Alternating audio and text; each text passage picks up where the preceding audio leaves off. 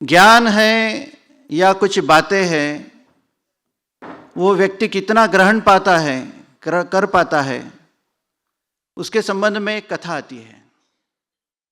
एक बार नारद जी को एक बहुत बड़ा साफ सुथरा और तेजस्वी पात्र मिला रास्ते में। उनको लगा भिक्षा मांगने के लिए बड़ा अच्छा है, तो विष्णु भगवान के पास गए और कहने लगे कि ये पात्र बड़ा अच्छा है भिक्षा के लिए। विष्णु भगवान हंस पड़े। उन्होंने कहा, उनको ध्यान में आया कि ये पात्र किस तरह से है, किसका बना है, क्यों बना है और इसका कारण क्या है। बोले, भिक्षा मांग कर देख खोपड़ी में कितना समा जाता, वो देख ले, वो पात्र खोपड़ी जैसा है। नारद जी को बड़ा अपमान लगा। फिर भिक्षा मांगने गए, किसी को रोटी की भिक्षा मांगी, चावल की भिक्षा मांगी, तो जैसे डालते थे वैसा वो गायब हो जाता था। फिर ज्ञान के लिए गए, ज्ञान का पात्र लेकर कि मुझे ज्ञान दो, तो वो भी गायब हो जाता था। वो पगले से हो गए कि इसमें कुछ टिकता क्यों नहीं। फिर गए विष्णु भगवान के पास कि ये कैसा पात्र है जिसका इतना तेजस्वी है, साफ सुथरा है, इसमें कुछ भी डालो रहता ही नहीं। विष्णु भगवान कहे कि ये पात्र वित्र कुछ नहीं, ये मनुष्य की खोपड़ी है, इसमें कितना भी डालो वो गायब हो जाता है। तो गायब न होने देना, इसके लिए गुरु का आशीर्वाद परंपरा से हमारे भारत में लगता है। किसी खोपड़ी पर गुरु का आशीर्वाद रहे तो वो खोपड़ी धारण करके ताकतवर मनुष्य को बना देती है। और विश्व मांगल्य सभा के कार्य को भारतवर्ष के चराचर के सभी गुरुओं का आशीर्वाद प्राप्त है। इसलिए मुझे विश्वास है कि अब मैं जो बोलूंगा वो आपके खोपड़ी में ही रहेगा, वो कहीं नहीं जाएगा। आज तेलंगाना प्रांत के इस अधिवेशन में हम सब बैठे हैं। क्यों नाम पड़ा है तेलंगाना? तेलंगाना नाम ये त्रिलिंग प्रदेश है, त्रिलिंग प्रदेश है। 3 प्रमुख देवताएं तेलंगाना में वास करती है। एक कालेश्वरम, एक मल्लिकार्जुन और तीसरा द्राक्षाराम भगवान। त्रिलिंग भाषा यहाँ चलती है। 3 पुरुषार्थ यहाँ पलते हैं। कालेश्वर का पुरुषार्थ अलग है, मल्लिकार्जुन का अपना पुरुषार्थ है, आशीर्वाद है, और द्राक्षाराम का है। त्रिलिंगु तेलुगु तेलंगाना इस कारण कहा जाता है कि त्रिलिंगु प्रदेश है। त्रिलिंगी भाषा यहाँ चलती थी। यहाँ त्रिलिंगु अंगना माने तेलंगाना, ऐसा इसका उद्भव है। तेलुगु भाषा ये त्रिलिंग भाषा कहलाती है। और तीनों त्रिलिंग स्थान जो है, वहाँ जितने भी राष्ट्रीय कार्य चले, सांस्कृतिक कार्य चले, तपस्या चली, जहाँ भी कितने भी वहाँ विद्वान तपस्वी महर्षि रहे, उनके द्वारा जो भी प्रसृत हुआ वो तेलंगाना में बिल्वदल जैसा त्रिलिंग प्रदेश करके माना जाता है। इसलिए आपकी सबकी जय हो। बहुत लोगों को मालूम भी होगा, इसे कहा जाता है कि तेलुगु भाषा बोलते हैं तो इसे तेलंगाना कहते हैं, लेकिन त्रिलिंग प्रदेश ये आपकी पहचान सबसे बड़ी है। गाथा सप्तशती यहाँ का एक बड़ा पवित्र 700 कविताओं का संग्रह है, जहाँ पर इस प्रदेश की, पौरुष की, संस्कृति की कई परिभाषाएं और वर्णन मिलता है। वो महिलाओं ने लिखी है। गाथा सप्तशती ये आद्य ग्रंथ माना जाता है तेलंगाना राज्य का, जिसको लिखने वाली महिला है। सातवाहन प्रांत की राजाओं की महलों में पलने वाली माता, उन्होंने सप्तशती लिखी जिसका नाम गाथा सप्तशती है। इसलिए भी आपकी जय हो। अब विश्व मांगल्य सभा में महिलाओं का, माताओं का, स्त्रियों का संगठन है। ये क्यों है?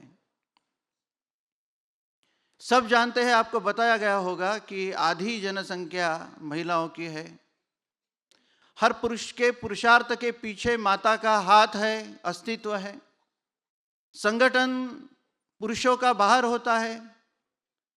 अपने राष्ट्र को बचाने के लिए, अपने संस्कृति को बचाने के लिए, माता भगिनी साधु संत इनकी इबरत अब्रू बचाने के लिए, उनका संरक्षण करने के लिए। लेकिन ये अधूरा संगठन मालूम पड़ता है। मुगलों के समय सातवाहन राजा के बाद में राजा कृष्णदेव राय, रामदेव राय की जो परंपरा चली, 300 साल का हिंदू साम्राज्य का इतिहास चला, उसमें हमें ऐसा लगता था कि अब हम कभी पराजित नहीं होंगे, कभी गुलाम नहीं होंगे, कभी हमारा स्वतंत्र नहीं जाएगा, कभी अपना धर्म पराजित नहीं होगा। लेकिन 700 साल पूर्व हम पराजित हुए, क्योंकि एक बात अधूरी हो गई थी। सब ऑलवेल चल रहा था और पुरुष अपना अपना काम करने के लिए बाहर जाते थे, अपना संगठन जमाते थे, अपने कार्यकलाप करते थे, और महिलाएं सुखासीन होकर घर में पलना हिला के मशगूल थी। उनका संगठन कहीं नहीं था, राष्ट्र के संबंध में चिंतन वो करती नहीं थी, संस्कृति के संबंध में चिंतन करती नहीं थी, आने वाले आपत्तियों के संदर्भ में उनका चिंतन नहीं रहा। इस कारण ये हुआ कि लड़ने के लिए पुरुष बाहर गया, महिलाएं बिखर गई, और शत्रु ने आक्रमण अंतस्थ देश में, प्रदेश में, हमारे कुटुंब परिवार संस्था पर किया और हम पराजित हो गए। वहीं भूल फिर से हमने की जब छत्रपति शिवाजी महाराज दक्कन तक आए। उत्तर से दक्कन तक मराठाओं का साम्राज्य फैला, और मराठाओं के साम्राज्य में पुरुषों का संगठन रहा, महिलाओं की तादाद में महिलाओं का संगठन नहीं रहा। सब निश्चिंत हो गए कि अब शिवाजी, छत्रपति शिवाजी है, अब क्या चिंता की आवश्यकता है।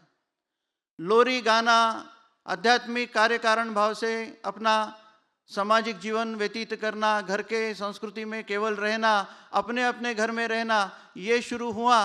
परिणाम ये हुआ कि छत्रपति शिवाजी महाराज जी के बाद में पुरुष लड़ते रहे, माता भगिनी बिखरी गई, और उसके आधार पर 150 साल ब्रिटिशों ने फिर अपने पर अमल किया। 1200 साल मुगलों की गुलामी, 150 साल ब्रिटिशों की गुलामी। इसमें सबसे बड़ा आक्रमण क्या हुआ? ब्रिटिशों ने शासन किया, हमको तोड़ दिया, किसी को एससी बनाया, किसी को एसटी बनाया, किसी को ओबीसी बनाया, किसी को ओपन बनाया, जाति जाति में समाज बिखरा दिया, जाति जाति में संघर्ष लड़ा दिए, और विचारों में समाज के उच्च नीचता के, स्पृश्य अस्पृश्य के स्तर पे हमको लड़वा दिया, और स्वयं 150 साल शासन करते रहे। ये भूल कतई क्यों हुई? क्योंकि महिलाएं, माता भगिनी, जिनके आधार पर पुरुष पुरुषार्थ करता था, वो बिखर गई, वो खंड खंड हो गई, और वो अपने अपने में विभाजित हो गई। ये भूल हमने 2 बार की, 3 बार की, और ये हम भूल गए कि भारत को जितना विजय का इतिहास है उतना पराजय का भी है। जब जब पुरुष बिखर गए तो कुछ नहीं बिगड़ा, जब माता भगिनी और मातृशक्ति बिखर गई, उनकी सामाजिक आस्था, उनकी राष्ट्रीयता, उनकी सांस्कृतिक धरोहर को बचाने के लिए वो संगठित नहीं रही, तब हमारा भारतवर्ष पराजित होता रहा। अब विश्व मांगल्य सभा ने संकल्प लिया है, भारतवर्ष के ये सब मातृ भगिनी को एकत्रित करके ऐसा भारत बनाएंगे, ऐसा पुरुषों का पुरुषार्थ सिद्ध करेंगे, स्त्री पुरुष मिलकर ऐसा पुरुषार्थ सिद्ध करेंगे कि भारत आने वाले हजारों साल कभी पराजित क्या, कोई शत्रु अपने पीछे टेढ़ी आंख कर ना पाए, इतनी ताकत निर्माण करने की, मातृशक्ति निर्माण का ध्येय और इलाज करने का विश्व मांगल्य सभा ने सोच लिया है। उन्होंने टारगेट क्या किया? टारगेट तो किया परिवार संस्था, टारगेट किया वंश, टारगेट किया गृह, जिसे गृह कहते हैं। इसकी परिभाषा कौन सिखाए? किसी कॉलेज से व्यक्ति निर्माण की प्रक्रिया नहीं हो रही, किसी स्कूल से नहीं हो रही, किसी आश्रम से नहीं हो रही। कोई भजन में तल्लीन है, कोई ध्यान में तल्लीन है, कोई पूजा में तल्लीन है, कोई और किसी व्यस्तता में तल्लीन है, लेकिन राष्ट्र, संस्कृति, परंपरा, घर, वंश, परिवार, इसकी तरफ किसका ध्यान नहीं है। आत्मानंद में तल्लीन रोम का राजा फिडल बजा रहा था, क्योंकि उसके गुरु ने उसे बताया था कि आप भजन करते रहो, फिडल बजाते रहो। युद्ध की घड़ी आई, शत्रु अंदर तक पहुंच गया, ये अपना फिडल बजाते बजाते शत्रु ने कब घेर लिया, कब परिवार को समाप्त कर दिया, कब राजधानी को कब्जे में ले लिया, इसको मालूम ही नहीं पड़ा। इसलिए विश्व मांगल्य सभा कुछ विचारधारा रखने के लिए ईश्वरी अस्तित्व का निर्माण है, एक ईश्वर का स्वरूप बनकर सामने आई, जो विशाल संख्या में मेरे सामने तेलंगाना के इस प्रांत में आप सप्तशती शत रूपा इस नाते मुझे दर्शन दे रही है। और अभी विश्वास जाग उठा है कि जो विश्व मांगल्य सभा का काम पूरे देश में, प्रदेश में और पूरे भारतवर्ष में, क्यों अभी देश के विदेश में 24 प्रदेश के 24 देशों में जो संपन्न हो रहा है, उससे निश्चित एक बात प्रमाणित हो जाएगी कि भारत अजय बनेगा, विश्वगुरु बनेगा, समर्थ बनेगा, एक मां के आधार पर। जिस वंश की धारणा आप करती हो, जिस कुटुंब की धारणा आप करती हो, जिस गृह की धारणा करती हो, जिस परिवार की धारणा करती हो, क्या आपने सोचा है कि आप पर कितना बड़ा दायित्व है? प्रसाद पाने के लिए इधर उधर मंदिर में हम भटकते हैं, प्रसाद पाने के लिए हम महात्माओं के चरण छूते हैं। छूना चाहिए, भटकना चाहिए, प्रसाद पाना चाहिए, लेकिन आद्य प्रसाद जो हमें मिला है उसकी परिभाषा क्या है, उसका प्रमाण क्या है? पहले से ही हमारे पास कौन सा प्रसाद मौजूद है, इसका यदि हम चिंतन करें तो ध्यान में आता है कि हम सबको एक वंश मिला है। भारत को संवारने की प्रक्रिया समाज ने नहीं की, भारत को संभालने की प्रक्रिया किसी संगठन ने नहीं की, भारत को संवारने की प्रक्रिया किसी इंस्टीट्यूशन ने नहीं की, वो की है वंश इस प्रासादिक रचना ने। जो वंश किसने स्थापित किया? मैं आपको प्रश्न पूछता हूं कि आपके वंश का कोई संस्थापक है? आपके वंश का कोई अध्यक्ष है? आपके वंश का कोई सचिव है? उसका ऑडिट होता है, उसकी बैठकें होती है, उसका संगठन बना है, उसके अधिवेशन होते हैं? नहीं होते हैं। वंश माने उसकी धारणा क्या है? भारत को किसने बचाया? पंडु वंश ने बचाया, चेदी वंश ने बचाया, मगध वंश ने बचाया, कुरु वंश ने बचाया, भोसला वंश ने बचाया, सिसोदिया वंश ने बचाया। कितने वंश की परिभाषा आप भागवत खोलोगे, रघुवंश पुराण, रघुवंश चरितम, श्री राम वंश चरितम और वंश पुराण के कितने कितने दाखले भारत में है। जो वंश ने ही भारत की नींव संभाली, वंश ने ही भारत को तेज दिया, वंश ने भारत को शिक्षा दी, वंश ने भारत को संघर्ष में बचाया, माता भगिनियों की अबरू वो भी संभाल के रखी और ज्ञान का भी संरक्षण भारत में किया। वो वंश आज किसके हाथ में है? आपके हाथ में है। उस वंश को संभालने की प्रक्रिया कौन सिद्ध करती आई? आप करती आई। उस वंश के मायने क्या है? हम सब का आज कोई रेड्डी है, कोई चौधरी है, कोई लखनऊ से है, कोई कहीं से है, कोई सिसोदिया है, कोई मारवाड़ी है, कोई तेली है, कोई कुमार है, कोई चमार है। बटे तो है हम लोग, ये तो व्यवसाय के आधार पर बटे हैं, लेकिन भगवान ने उसका उत्तर पहले दिया कि हम सबका मूल एक है, जहां से वंश शुरू हुआ। धरती की शान तू है, भगवान की संतान, तेरे आत्मा में स्वयं भगवान है रे। मनुष्य तू बड़ा महान है रे भूल मत, मनुष्य तू बड़ा महान है रे भूल मत। ये तो गाथाएं गाती रही है। भगवान ने कह दिया कि ऊर्ध्व मूलम अधशाखम, 15वें अध्याय में गीता के कहा है। हम सबका मूल ऊपर है, वहां से ही बढ़ते बढ़ते बीज इधर उधर इसके खेत में, उसके खलियान में, उसके बागान में गिरते रहे, वहां से पौधे फल फूल वंश फलते रहे, व्यवसाय करते रहे, उसी के नाम से हम जाने पहचाने लगे और पृथ्वी पर संख्या बढ़ी तो लड़ने भी लगे। तो ये वंश का निर्माण किसने किया है? वंश की मायने क्या है? विश्व मांगल्य सभा एक परिभाषा प्रस्थापित करना चाहती है, अपने वंश का ज्ञान देना चाहते हैं, वंश का इतिहास बताना चाहते हैं, जिसके आधार पर राष्ट्र भी रहा, धर्म भी रहा, संस्कृति भी रही और घर भी रहे। वंश की मायने क्या है? वहनात् शम करोति सा वंशा, जो चलते रहने से शम माने कल्याण, शं करोति सा शंकरा, जो कल्याण करता है वो शंकर है। हरिश्चंते करिष्यति, भगवान सबका कल्याण करेंगे।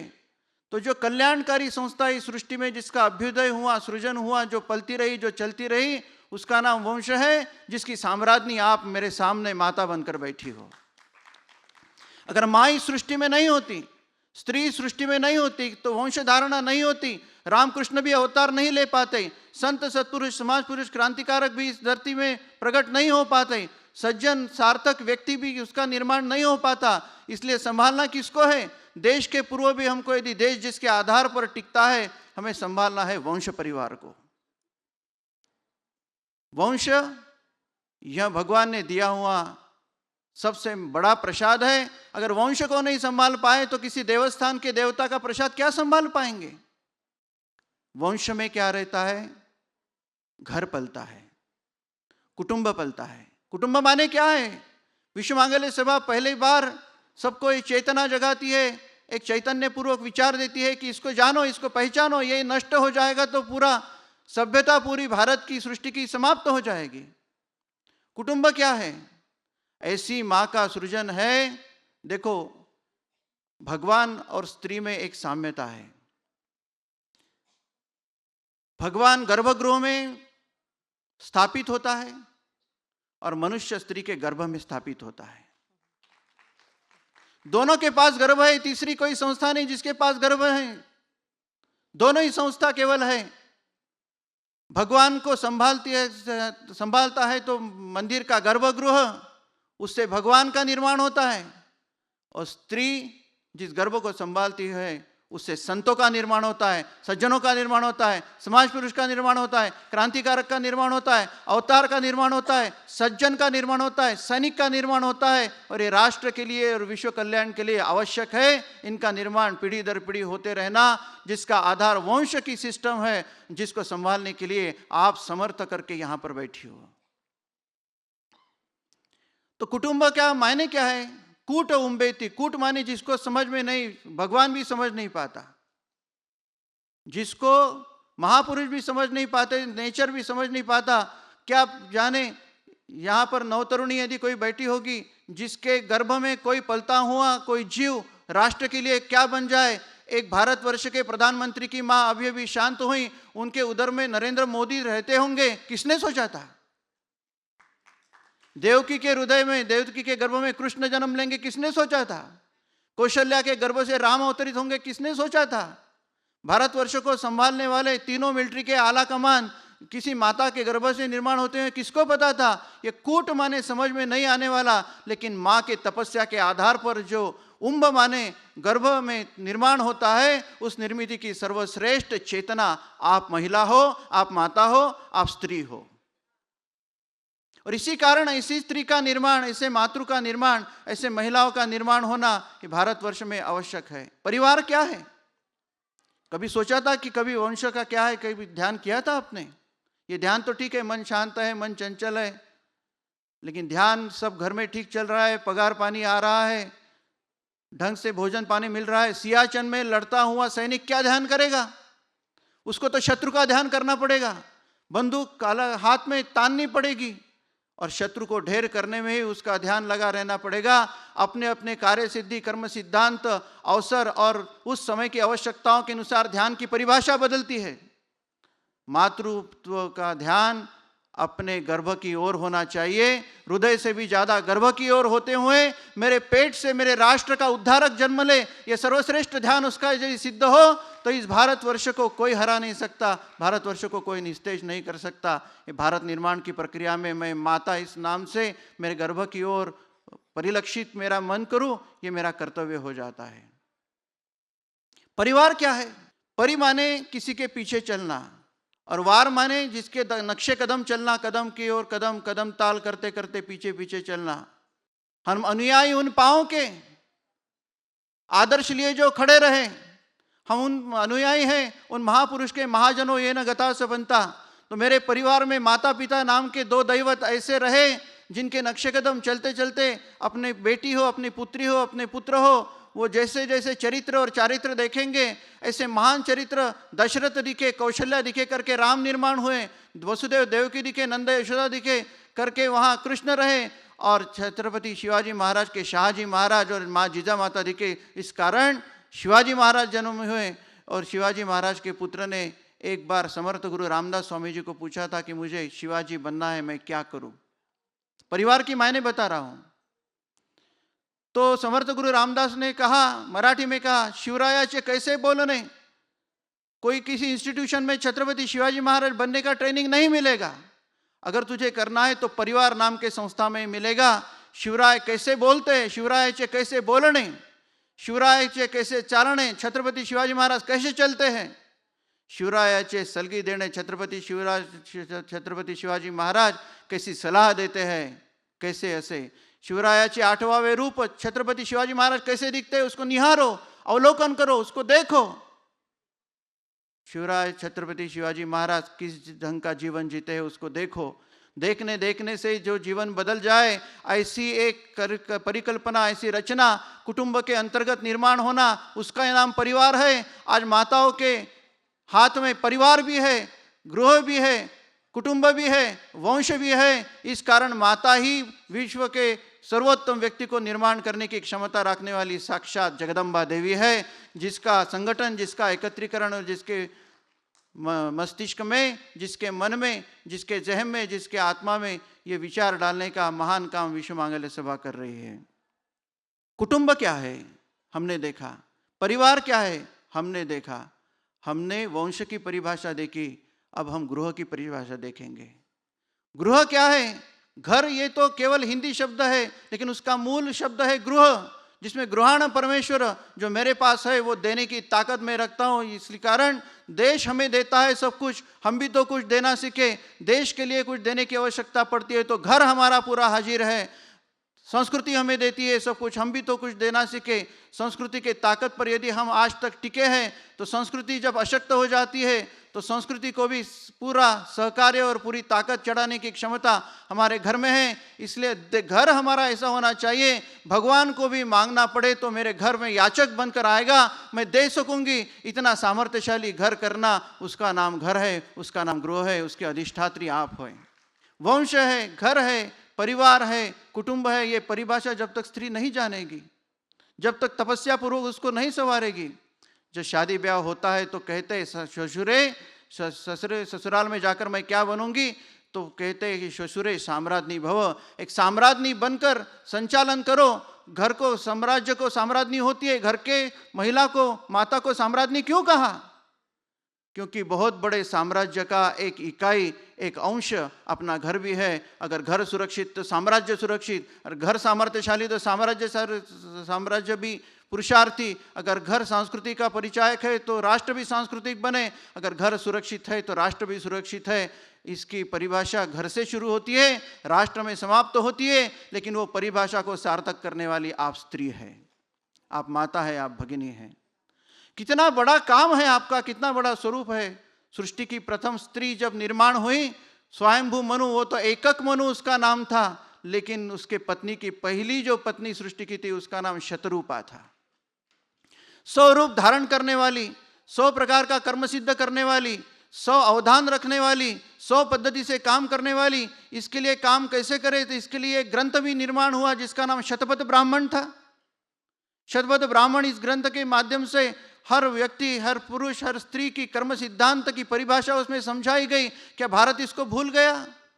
भारत के परिधि में, सीमावर्ती इलाके में आज एक भी शत्रु, सारे शत्रु है, कोई मित्र नहीं। एक बांग्लादेश, एक चाइना, एक नेपाल, एक भूटान, एक ब्रह्मदेश, सभी शत्रु है, कोई मित्र नहीं। ऐसी अवस्था में कम से कम हम तो मित्रवत बनकर अपने समाज को एकत्रित करते करते, स्त्रियों को एकत्रित करें राष्ट्र के लिए, संस्कृति के लिए और अपने वंश परिवार का जतन करने के लिए। पुरुष अपने पद्धति से एकत्रित हो, लेकिन संगठन तो स्त्रियों का होना ही चाहिए, क्योंकि ऐसा नहीं हुआ तो फिर से 1400 साल की गुलामी मुगलों की और 150 साल की गुलामी ब्रिटिशों की। अगर भारतवर्ष को ये हमको अजेय रखना है तो स्त्रियों को संगठित अपने वंश के, अपने और सनातन के आधार पर करना ही पड़ेगा, जिसका काम विश्व मांगल्य सभा समर्थ ताकत से आज कर रही है। अगर है हम सनातन के, सभी सनातन धर्म के हम सदस्य हैं, तो सनातन का अर्थ क्या है? कभी सोचा है सनातन का मायने क्या है? प्राचीन परंपरा से चलता हुआ सनातन में 3 शब्द आते हैं, सत्यम, तत्वम और अनंतम। जो सत्य के आधार पर टिका है, जो तत्वों के आधार पर टिका है और जो चिरकाल कभी अविनाशी बनकर कभी नाश न होने के लिए टिका है, वही ज्ञान, वही कार्य पद्धति, वही सोच, वही संस्कार, जिसको सनातन कहते हैं, ये हमारी परिभाषा है। इसके आधार पर धर्म है, वो राष्ट्र धर्म हो, वो वंश धर्म हो, वो राज्य धर्म हो, वो समाज धर्म हो, व्यक्तिगत धर्म हो, वो जीवन धर्म हो, जिसका आधार सत्य है, जिसका आधार तत्व है, जिसका परिभाषा वो बनने के लिए अनंत, अविनाशी, अजर, अमर बन के आया है। और इसको 3 को पकड़ कर यदि स्त्री का जीवन घर में रहा तो हमारा वंश, हमारा कुटुंब, हमारा राष्ट्र भी अजरामर बनेगा, इसमें कोई संशय नहीं। वो काम सिद्ध करने के लिए, वो परिभाषा पढ़ाने के लिए, वो सिखाने के लिए, और एक स्त्रियों का एकत्रित आना माने कभी हल्दी कुंकू, किसी धार्मिक क्षण पर एकत्रित आना। क्यों रे, तेरी साड़ी कैसी है? एडवर्टाइज भी वही बताती है, तेरे साड़ी से मेरे साड़ी से तेरी साड़ी सफ़ेद कैसे, रीन की चमकार ज़्यादा सफ़ेद। क्या ये हमारे शब्द होने चाहिए? पहले महिला एकत्रित आती थी, राष्ट्र के बारे में चिंतन करा करती थी, वंश के बारे में चिंतन करा करती थी, सुख दुख के बारे में चिंतन करा करती थी, अपने जो दोष समाज के चिंतन में आए हैं, हमारे मानवता में आए हैं, जीवन धर्म में आने वाले दोषों की चिंता करती थी और उसके आधार पर अपने सिद्धांत मजबूत करती थी। राष्ट्र को चिरंतन अजेय बनाने और समर्थशाली बनाने के लिए अपने राष्ट्र के लिए चिंतन किया करती थी। वो जैसा छूट सा गया है, बस छोटे से बड़ी हो जाओ, ब्यूटिशियन का कोर्स करो, करियर के आधार पर चलो, डॉक्टर बनो, इंजीनियर बनो, पैसा कमाओ, 2-3 बच्चों के बाद बिल्डिंग बनाओ, उसके बाद 40-45 के बाद बीपी डायबिटीज के मरीज होकर मरो।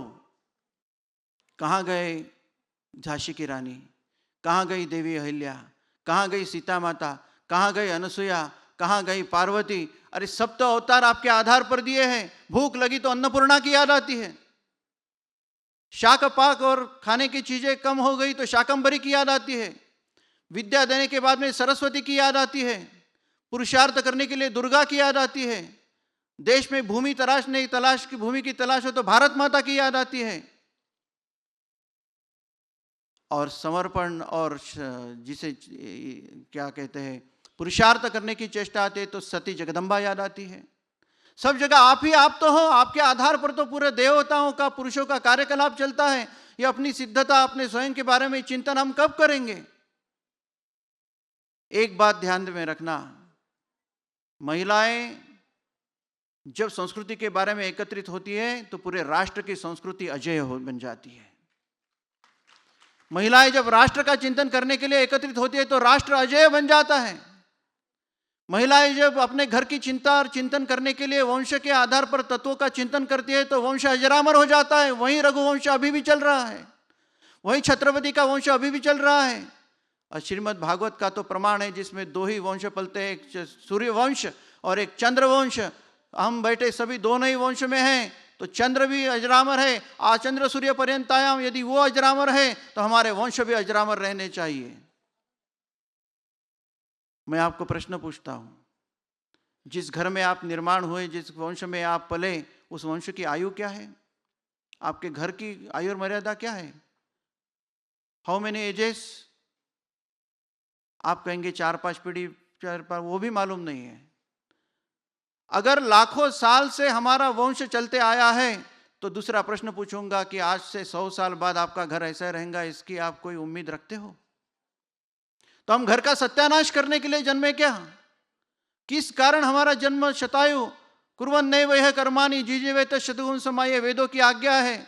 वेद कहता है यास्ते सोम प्रजा वत्सो विश्व। हम परमानंदी प्रजा, पुरुषार्थी प्रजा निर्माण यदि स्त्री नहीं करती तो उसको जानवर समझो, उस पुरुष को जानवर समझो। गुरोर न सस्यात, स्वजनम न सस्यात, माता न सस्यात, पिता न सस्यात, बहनम न सस्यात। अगर वो गुरु नहीं है, यदि समर्थ वंश की परिभाषा समझा नहीं सके, वो पिता नहीं है। अगर समस्त वंश की परिभाषा समझा ना सके, वो माँ नहीं है। अगर पुरुषार्थी संतान की परिभाषा नहीं समझ पाए, to have a children is not qualification to be mother और फादर। बच्चे पैदा होना, इससे यदि माँ और बाप तय होते हैं तो कुत्ते बिल्ली को माँ और बाप कहना चाहिए।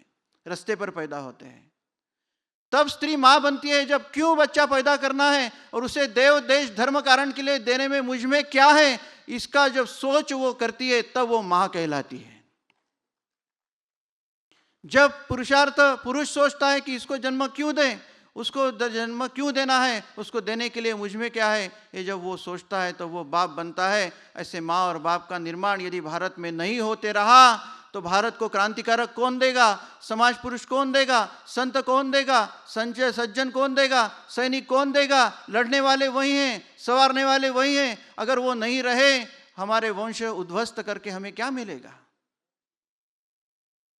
कोई लहसुन प्याज उगाने की खेती तो घर है नहीं कि बीज डाल दिए, खाद डाल दिए, पानी सींचते रहे, कम से कम उसमें लहसुन प्याज निर्माण हो। यहाँ तो व्यक्ति निर्माण करना है जो रामकृष्ण का परिचायक है, जो वशिष्ठ, विश्वामित्र, जमदग्नि, भरद्वाज, गौतम, अत्रि, वशिष्ठ, कश्यप ऋषिया, ऐसे ऋषियों का निर्माण करने लायक हमारी संतान निर्माण हो। इसकी परिभाषा क्या है, उसकी रचना क्या है, उसका चिंतन कौन दे? क्योंकि वो एमटेक होते हुए नहीं मिलता, बीएससी में नहीं मिलता, किसी कॉलेज में नहीं मिलता, कोई कथा के पेंडॉल में नहीं मिलता, किसी आश्रम में नहीं मिलता। ये ना भूले कि आज सुबह सुबह हमने ध्यान योग सीखा, लेकिन ध्यान सीखते सीखते अर्जुन को भगवान श्री कृष्ण कर्मयोग बताना नहीं भूले, राजविद्या राजगुह्य ये नहीं भूले, माँ कर्म न फले कर्म स्पृहा ये कहते समय कर्म संन्यास योग बताना नहीं भूले, भक्ति योग बताना नहीं भूले, क्योंकि उनको पता था कि इस डोम में हम तभी ध्यान सुरक्षित कर पाएंगे जब राष्ट्र की सीमा सुरक्षित होगी इस डोम में। क्योंकि पता है, एक त्रिसूत्री आपको बताता हूं जो विश्व मांगल्य सभा ने प्रस्थापित की है। कोई भी भगवान 3 ही स्वरूप में सृष्टि में विराजमान है। पहला उसका स्वरूप है देव, दूसरा स्वरूप है उसका देश, तीसरा स्वरूप है धर्म। एक माता को यह जानना बड़ा जरूरी है। पूरे भारतवर्ष को इसके संदर्भ में प्रशिक्षित करना है, प्रण लेना है, इसकी रचना बनानी है और भारत माता के रक्षा, धर्म के रक्षा, संस्कृति के रक्षा के लिए भारतवर्ष की माता भगिनी को सिद्ध करना है। देव सुरक्षित है, देवता सुरक्षित है तो देश सुरक्षित है। कल मान लो पूरे भारतवर्ष के देवतालय, देवालय, मठ, मंदिर, आश्रम सब निकाल दो, क्या हमारी ताकत है हरे ध्वज हटाने की, क्रॉस हटाने की? देश उन्हीं का रहेगा जिसके चिन्ह है, उसका देश है। तो हमारा देश है तो देव है तो देश है। अगर देश है तो देव है। अगर देश की सीमाएं सुरक्षित नहीं रही, मुगलों के हाथ में भारत चला गया तो काशी विश्वनाथ टूटा, अयोध्या टूटी, सोरठी सोमनाथ टूटा, त्र्यंबकेश्वर टूटा, भगवान श्री कृष्ण का जन्मस्थली मुगलों के हाथ में चली गई। देश सुरक्षित नहीं तो देवता भी सुरक्षित नहीं, संत भी सुरक्षित नहीं, महाप्रसादी के लिए कुछ सुरक्षित नहीं। और ये मानकर देव है तो देश है, देश है तो देव है, ये मानकर जो अपना कार्य सिद्ध करता है उसी को धर्म कहते हैं, इसी का नाम धर्म है। इसलिए भगवान कब अवतरित होता है? जब जब होए धर्म की हानि, बाढ़ई असुर महाअभिमानी, तब तब प्रभु धरि मनुज शरीरा, और प्रगट रूप हरि सज्जन पीड़ा। उसकी पीड़ा हरण करने के लिए यदि कृष्ण ने कहा कि मुझे फिर से जन्म लेना है, राम जी ने बोला कि मुझे फिर से जन्म लेना है, किसकी कोख से आए? उसके लिए माता तो चाहिए, घर तो चाहिए, परिवार तो चाहिए। याद रखो, विश्व में देवताएं और महात्मा संत केवल भारतवर्ष में ही जन्म लेते हैं। कभी सुना है किसी कोई अवतार भारत के बाहर हुआ है? किसी भी मजहब का, किसी भी धर्म की आयु 4000 वर्ष से ज्यादा बड़ी नहीं है। हमारा तो महाभारत का युद्ध ही 5200 साल पूर्व हुआ, 7 लाख वर्ष पूर्व राम हुए। उनकी परिभाषा ईश्वर की कुल की, राम जी के वंश की 9 लाख वर्ष से चलती रही। और आज भी हम राम का चिंतन करते हैं। यहाँ राम के और श्याम के वंशज और महिलाएं मेरे सम्मुख बैठे हैं और हम आदर्श से कहते हैं हाँ, राम श्याम के वंशज है। ये वंश संभालने की परिभाषा और ये वंश संभालने का सामर्थ्य, वंश संभालने के तरीके सिखाने की आवश्यकता है, जो भूल रही है। अकेले लखनऊ में 70,000 दंपत्ति लिव इन रिलेशन में रह रहे हैं। हैदराबाद में कितने हो गए पता नहीं, पता नहीं। इस कारण हमें वो परंपरा की याद दिलाने के लिए विश्व मांगल्य सभा का संगठन जो करना है, उस संगठन के संदर्भ में हमको एकत्रित आना है। देखिए, ब्रिटिशों ने हम पर वार किया, व्यापारी बनकर आए और राज्यकर्ता बने, उन्होंने अपना संगठन किया और हमारा संगठन नहीं है ये देखकर अपने संगठन के द्वारा भारत को 150 साल लूटते रहे। मोगल भी आए, सकल साम्राज्य मोगलों के एकत्रित हो गए, भारतवर्ष को संगठित बनकर भारतवर्ष को हराया, क्योंकि हम असंगठित थे। संगठन की आवश्यकता इस कारण है कि भारत अजरामर रहे, वंश अजरामर रहे, भारत अजय रहे, विश्व गुरु पद उसका अजय रहे। चंद्र सूर्य जब तक है तब तक मेरा भारत रहे, मेरा कुटुंब रहे, मेरा घर रहे, मेरा परिवार रहे, मेरा वंश रहे, मेरा समाज रहे, मेरे देवता रहे, मेरे संत रहे, मेरे सत्पुरुष रहे, मेरे सैनिक रहे, मेरे अभिभावक रहे, मेरे सज्जन रहे। ये काम आप ही को करना है। जब तक महिला संगठित है तब तक ही इसकी आशा हम कर सकते हैं। और आपका सामर्थ्य क्या है? काशी में कहते हैं, मैंने एक श्लोक सुना, 1-2 पंक्ति सुनी थी। काशी में विश्वनाथ भगवान को बाबा कहते हैं, बाबा। वहां कहते हैं बाबा बाबा सब कहे, माई कहे ना कोई, लेकिन बाबा के इस देश में माई कहे सो होए। माई जो कहेगी वही होगा। इसी कारण ये माई का निर्माण करना, मातृ निर्माण करना, ये ध्येय समझकर विश्व मांगल्य सभा अपने काम को न्याय दे रही है। सत्य टिकना चाहिए, सत्व टिकना चाहिए, तत्व टिकना चाहिए। जिसके आधार पर काम करना चाहिए, और उसकी जो रचना, उसकी जो कार्य पद्धति है, उसका नाम है सदाचार सभा। देश का चिंतन जहां रहे, घर का चिंतन जहां रहे, समाज का चिंतन जहां रहे, और मैं आस पड़ोस के 3000 घरों के परिघ में एक सदाचार सभा लगाऊं, जिसके आधार पर ऐसी अनगिनत शाखा इस देश के 40 प्रांतों में खड़ी हो। जब देश को आवश्यकता पड़े तो सदाचार सभा की हर महिला निकलकर सैनिक जैसी, संत जैसी देश के लिए खड़ी हो। ये केवल काम विश्व मांगल्य सभा करेगी। ऐसा प्रण आज इस अधिवेशन के समय पर हम करते हैं। कार्य पद्धति चलाने के लिए, सदाचार सभा खड़ा करने के लिए, संगठन करने के लिए कार्यकारिणी लगती है। कार्यकारिणी में प्रबुद्ध महिलाएं होनी चाहिए, पुरुषार्थी महिलाएं होनी चाहिए, और भेद जो है, जो जाति पाति से ऊपर उठकर, उच्च नीचता से ऊपर उठकर, संप्रदाय के भेद से ऊपर उठकर, मैं आपको पूछता हूं, जिस गणेश जी का ध्यान हम सब हिंदू मिलकर करते हैं, उस गणेश जी को जाति है क्या? है जाति? महादेव की कोई जाति है? माँ भवानी की कोई जाति है? ब्रह्मदेव की कोई जाति है? भगवान नारायण की कोई जाति है? तो धरती की शान तू है, भगवान की संतान, तेरे आत्मा में स्वयं भगवान है रे, मनुष्य तू बड़ा महान है रे। तो जाति पाति में विभाजित होकर हम राष्ट्र को कमजोर क्यों करें? भारत माँ के देखो, कुछ जगह ऐसी है जहां तीसरी पहचान नहीं चलती।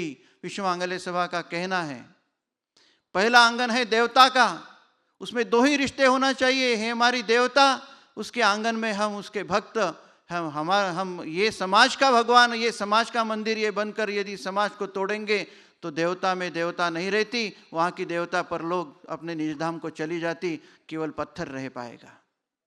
दूसरा, देश का आंगन, तिरंगे के नीचे हम सभी इतना ही करना चाहिए कि हमारी भारत माता एक, हमारा तिरंगा एक, और हम सारे उसके नागरिक, भारत माता की संतान, जात पात पूछो नहीं कोई, हरि को भजे सो हरि ही होई, ये समझकर देश के लिए भी हम एकात्म रहना चाहिए। तीसरा आंगन धर्म का, हम हिंदू धर्म के सब अनुयायी हैं, तो उसके अंतर्गत जब धर्म की बात आती है तो सब भेद भूलकर एकत्रित आना, ये हमारा काम होता है। देश की जब बात आती है तो सब एक भेदभाव भूलकर एकत्रित आना, ये बात रह जाती है। और देवताओं की बात आती है, देवता संरक्षण की, तो सब भेद भूलकर हमने एकत्रित आना चाहिए। यही सिद्धांत ऋषि मुनियों ने दिया है। इस कारण हर गोत्र बनाने वाले ऋषि, अपने सब प्रवर बनाने वाले ऋषि अपने को परस्पर परिचायक बनाते थे, और परिचायक रिश्तेदार करके उनकी गोत्र नामावली के संदर्भ में एक जो अनुक्रमणिका है, उसमें सभी ऋषि अपने को भगवान की संतान मानकर रिश्तेदार मानते हैं। तो हमें क्या हरकत है? और इस कारण इसको समझ लेना जरूरी है कि हम बटे तब कटे, हम बटे तब पराजित हुए, हम बटे। तो मुझे तेलुगु तो आती नहीं, त्रिलंगु भाषा आती नहीं, इसलिए समझ नहीं रहा, तो वो जाती होंगी, लेकिन जिनको आती है वो बैठे। तो इस कारण ये सब भूलकर हमने अपने कार्य को अंजाम देना चाहिए, मातृ निर्माण का काम सशक्त करना चाहिए, और एक ही चिंतन करना चाहिए। हम अनुयायी उन पांवों के, किसके पीछे हमें चलना है? जो मनीषी हुए, जो ऋषि मुनि हुए, जो समाज पुरुष हुए, जो श्रेष्ठतम हुए, हम अनुयायी उन पांवों के आदर्श लिए जो खड़े रहे, बाधाएं हमें झुका न सकी, जो संघर्षों में अड़े रहे, सर पर मंडलाता काल रहे, करवट लेता भूचाल रहे, फिर भी अमिट हमारा देश है। विश्व मांगल्य सभा का काम करना ही हमारा काम है। हम नई चेतना की धारा, हम अंधियारों में उजियारा, हम उस बयार के झोंके हैं जो हर ले सबका दुख सारा। बढ़ना है शूल मिले तो क्या, पथ में अंगार मिले तो क्या, जीवन में कहाँ विराम है, अब मातृ निर्माण करना ही हमारा काम है। तो आइए आज प्रतिज्ञा करते हैं, कटिबद्ध होते हैं कि इस राष्ट्र यज्ञ में जो 65 करोड़ माता भगिनियों का योगदान मिलेगा, जिसके आधार पर विश्व मांगल्य सभा का कार्यकर्ता, यह मेरी सर्वश्रेष्ठ पहचान इस देश में अब रहेगी, उसका जो भी जिसे दायित्व, जिसे आप यहाँ क्या कहते हैं, बाध्यता, वो बाध्यता जो भी मुझे मिलेगी, वो बाध्यता ईश्वर निर्मित बाध्यता है। भारत माता ने सोचकर बाध्यता दी है, ऋषि मुनियों की परंपरा ने, संस्कृति ने सोचकर मुझे बाध्य किया है कि इस बाध्यता के साथ संगठन का काम करना। जो भी आएंगी उसे सर्वोच्च दायित्व, सर्वोच्च बाध्यता समझकर राष्ट्र यज्ञ साकार करें, धर्म यज्ञ साकार करें। संस्कृति यज्ञ साकार करे, देव धर्म का यज्ञ साकार करे, वंश यज्ञ साकार करे, कुटुंब यज्ञ साकार करे और समाज यज्ञ साकार करे। और यही साकार यदि यज्ञ होता रहा तो भारत अमर रहेगा, अजय रहेगा, पुरुषार्थी रहेगा। कभी पराभूत न होने वाली हमारी परिवार संस्था राष्ट्र को, धर्म को, संस्कृति को सशक्त करेगी। यही कार्य करने का आज प्रण करते हैं, आज प्रतिज्ञा लेते हैं। और तेलंगाना से, जहाँ से सातवाहन का राज्य की शलाका पूरे भारतवर्ष में गूंजी और कई 15 देशों का साम्राज्य चलाने वाली सातवाहन की साम्राज्ञी आज आपके स्वरूप में तेलंगाना से प्रण करते हुए विश्व मांगल्य सभा के माध्यम से खड़ी हो और पूरे भारत को सशक्त करे, विश्व का मंगल करे। यही कामना करते हुए वाणी को विराम देता हूँ। भारत माता की, भारत माता की जय। त्रिलंग प्रदेश, जय त्रिलंग प्रदेश, जय जय त्रिलंग प्रदेश। कालेश्वर भगवान की, मल्लिकार्जुन भगवान की, द्राक्षाराम भगवान की। नमः पार्वती पते, हर हर महा